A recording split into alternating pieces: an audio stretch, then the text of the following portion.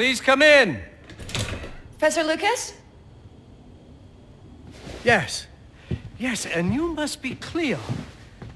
I'm up here. Please join me. Be right there.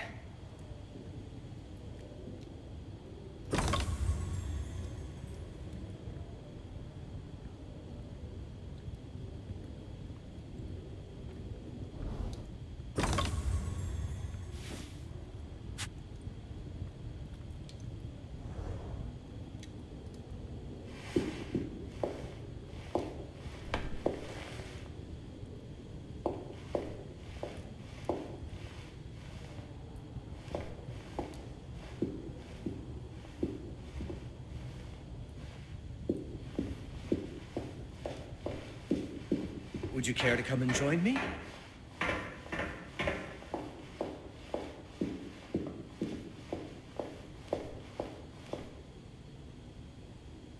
Pleased to meet you, Professor Lucas. The pleasure is mine, Cleo. I'm glad you called. Were you looking for something in particular? I was, but my intricate classification system failed me once again. You know, this is the exact spot where I met your father for the first time. Really? Yes, he was looking for essays on Rembrandt and other Dutch masters. His arms were brimming with books. He could barely see in front of himself. That sounds like my father. Yes. I recognized myself in his eagerness to learn. The same eagerness that brings you here, I suppose. Oh. Yes. I have the letter he gave me. Could you have a look? Absolutely. Let's go to my desk. So how's my dear friend Aaron? You called my father a friend. Of course. He never talked about you before giving me the letter. I was devastated when he told me about his condition. I'm sorry, Cleo. He told you? When? I saw him about a year ago. He warned me that you were going to call when you were ready. Oh. I guess he told you a lot. Not much more. He is a very private person, as you know.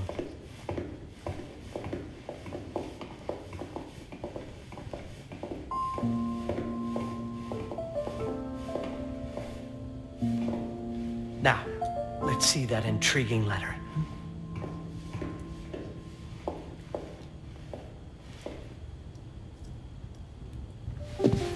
I can't read past the first line my father wrote. And then there's this last part at the end. Both are in English, but everything else is... I was hoping you could help me. I've never seen anything like this before. The writing seems to be hidden behind some sort of veil, and then there's movement in it. It's like something organic. You're absolutely right. I've only seen this once before. I have a 300-year-old manuscript that has the same protective layer, which means that this letter is from the Zandaris tribe. Zandaris? Yes. It's a very ancient tribe. I wonder how your father got this letter. Can you decipher it? I'm afraid I can't. But there is a tome in here on ancient writing that mentions the Zandaris' protected communication. Although finding it may be a bit of a challenge, I think I might have stored it a little too well. The library's registry should help.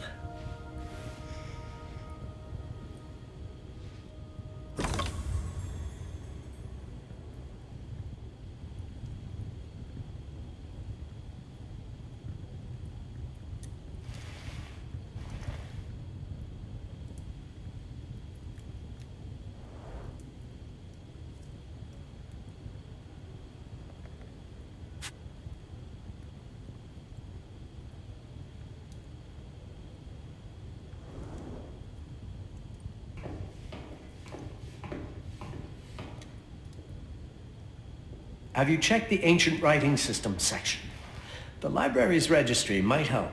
It's right there in the center.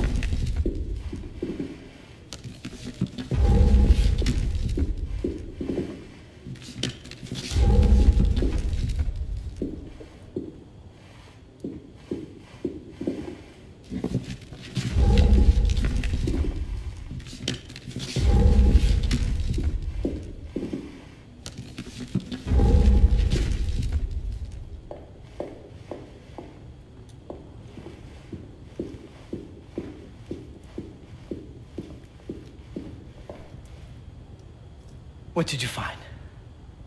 Protected Zendare's information was only decipherable through an object. Something called a heparin? Yes, of course. So you've heard of it before? I thought it was a legend. It varies depending on the source. I've never seen one. They said it appears as something unremarkable. I wonder, has your father ever given you something other than the letter? Something like a key or a pendant? He gave this to me when I was a child. But I don't think it has anything to do with... Fascinating. I don't see how this could help us decipher a language. Doesn't hurt to try.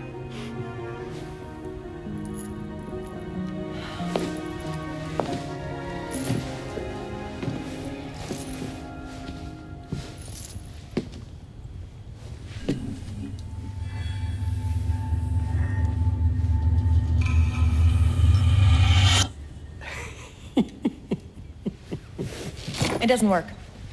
It's all right. Aaron has thought this through. There must be something that we're missing. Something to activate it, maybe. What makes you so sure that my father was behind this? Would it really be so surprising? I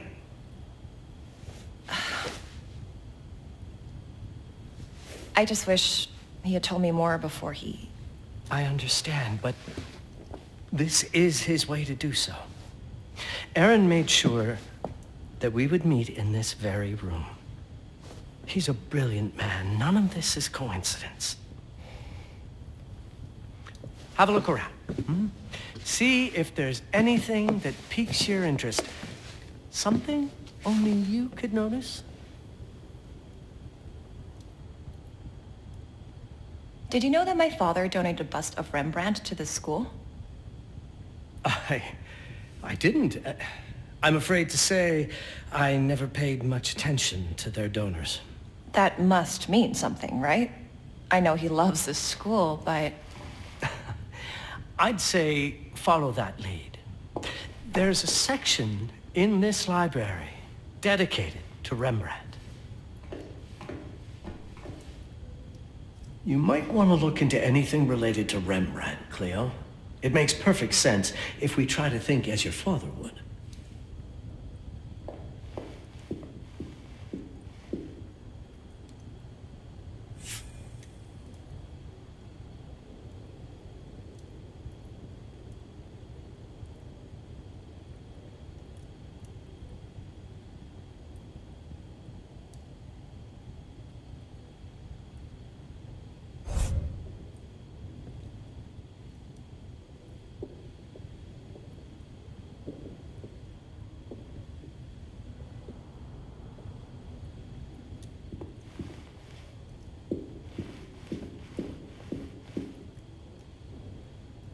If Aaron did leave us something, it wouldn't be surprising if it tied back to Rembrandt in one way or another.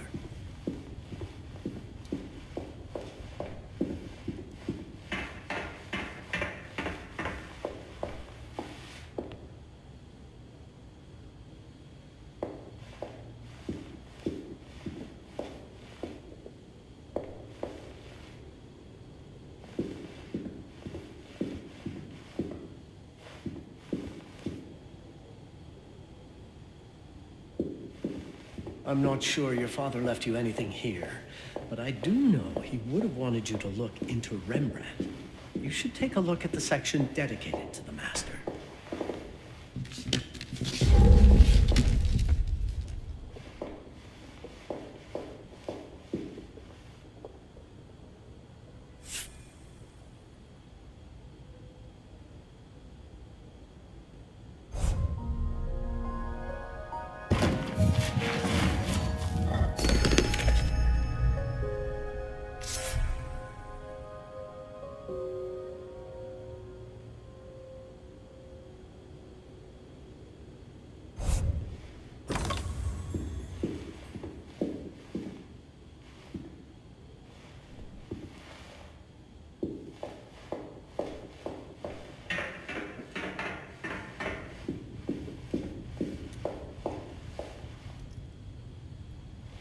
I found something.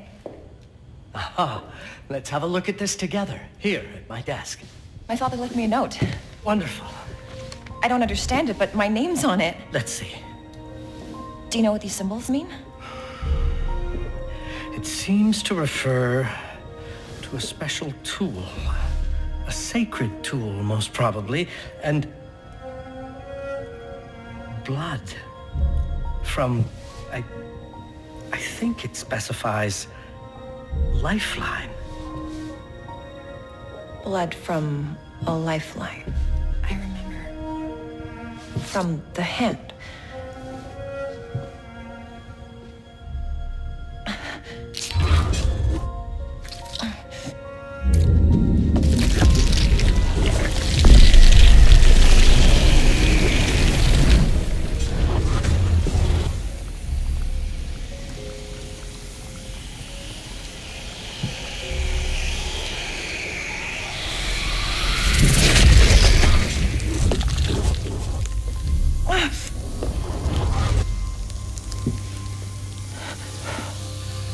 That's it.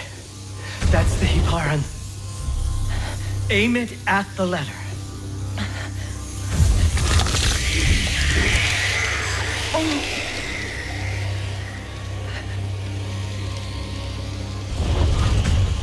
Are you all right? Yes. It's... Cleo, if you're reading this, Papa? it means you're experiencing Nux. It's this dark energy you can feel through your guts. Don't worry. It's yours, Cleo. And you'll become its master. You're my daughter, Mabel, and I love you deeply. I once promised to tell you everything about your mother. This is it, but not the way you were expecting. Take these words as a guide to prepare you for what's coming. It all started on December 30th, 1999. I was with Agnes, my girlfriend at the time. We were in Amsterdam for the year 2000 celebrations, and we had a room in a pretty cool hotel. I thought we were turning the page on a year, a century, a millennium. But it was more than that. We were standing at the beginning of a new cycle. And you, Mabel, would be part of it.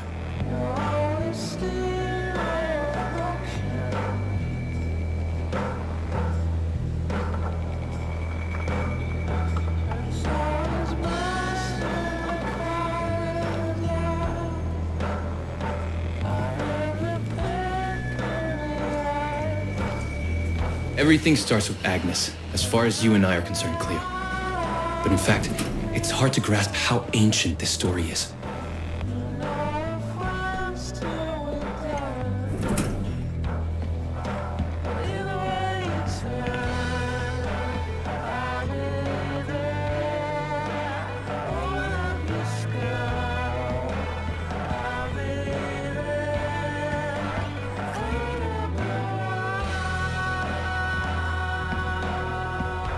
Agnes was different. An old soul, yet joyful, always surprised by life. From the very beginning, it felt as though she already knew me. It was awesome.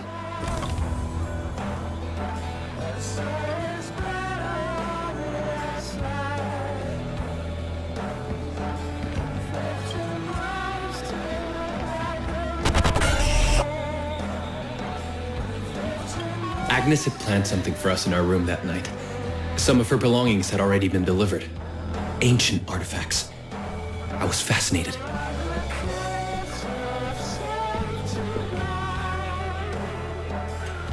Truly, I had no idea what Agnes had in mind. But you know what, Cleo? I didn't care. I was in love.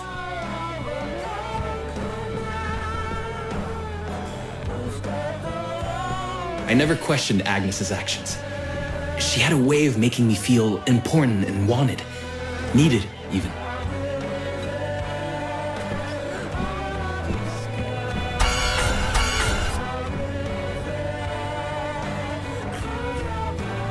As we walked to her room, I felt a new kind of excitement, impossible to describe.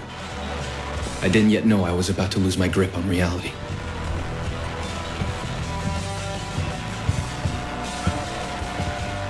As you'll see, Mabel, losing my grip on reality is an understatement. The truth is, I never had a grip on anything at all.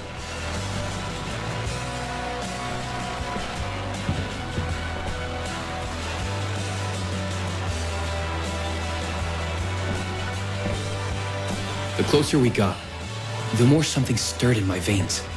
Nothing unpleasant. More as though the city's canals were running through my body.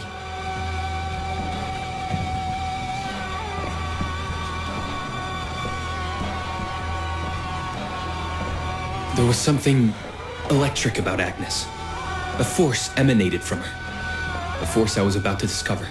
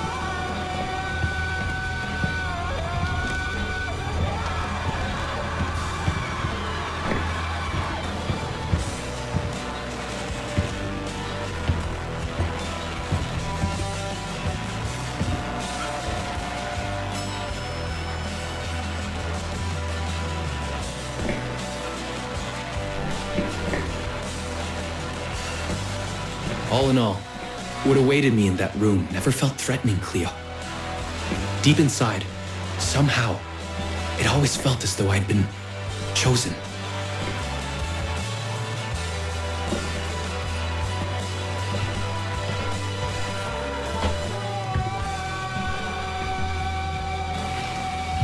Agnes went directly to the bathroom to put on her magic touch, she said.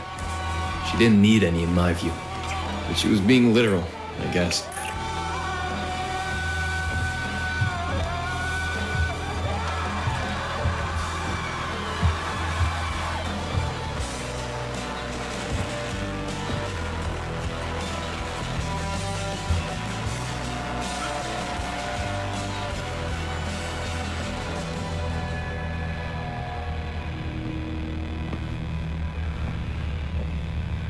Could you set up my relics the way I told you to? She asked from the bathroom. I had to rummage through a chest, a shelf, even her bag to find those things of hers. So old they were unsettling.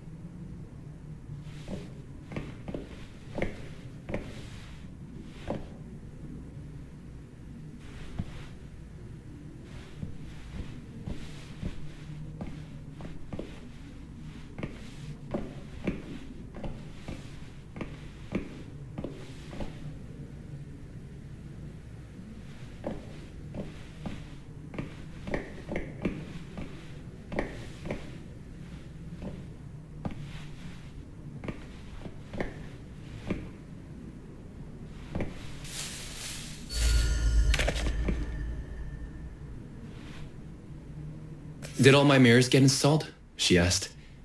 Yes. They had been placed around the bed, and the bed had been moved. Even now, I don't know how, or by whom.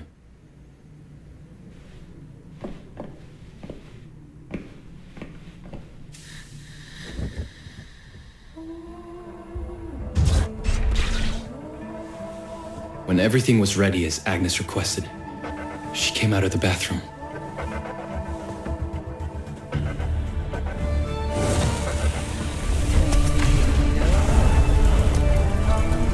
She was...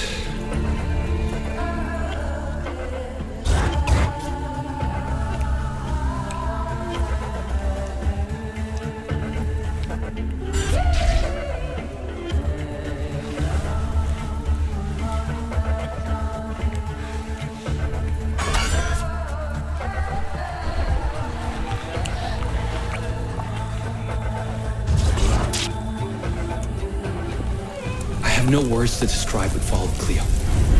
It felt ethereal until I lost the thread.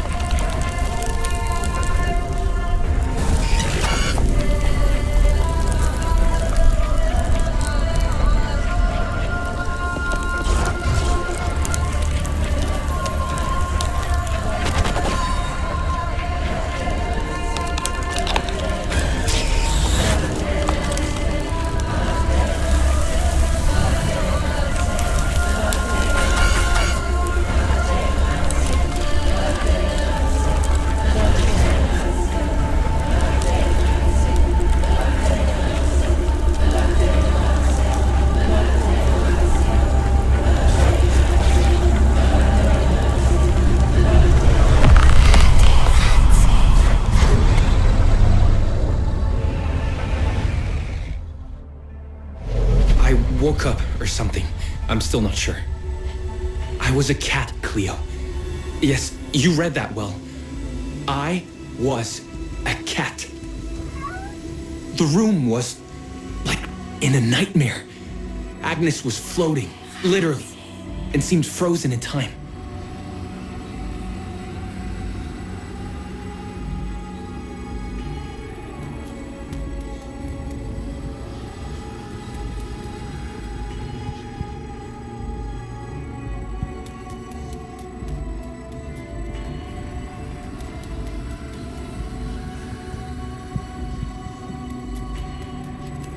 Of course, I thought I was dreaming, but not for long.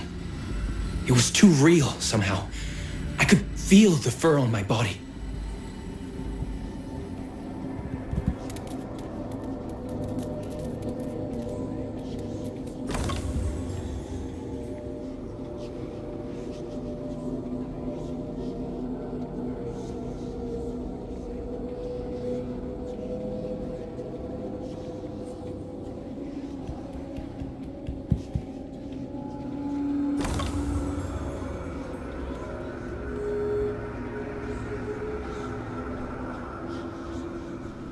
My senses were heightened. Everything I saw or heard became a voice calling me. Go further and you'll see. Go further and you'll see.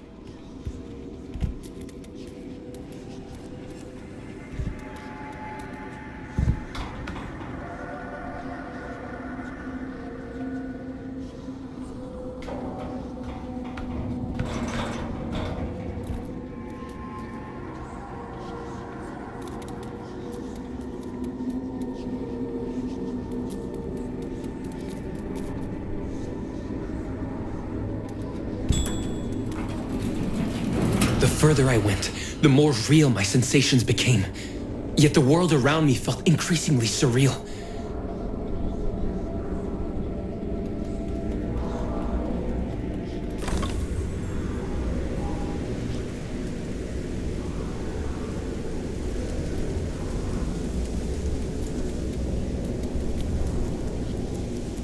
It was scary, disturbing, but something was definitely calling to me. From what seemed to be the other side.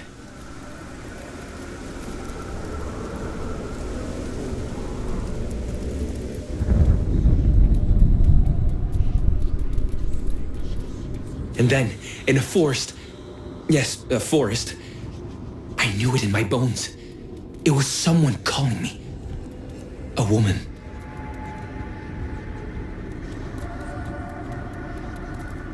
Things were blurring together, Cleo. My cat spirit, a thirst for freedom, for leaping onto anything, and my pull toward her calls.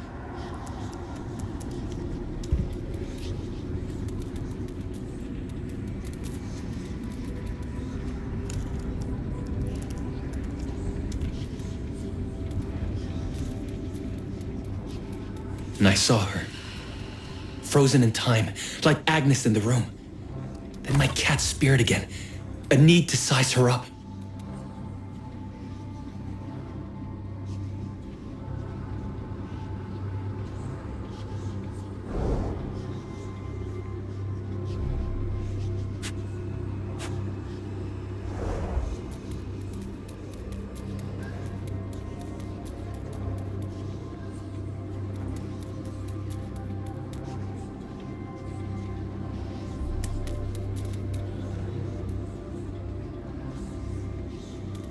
Then it happened. For a brief moment, I became fully feline.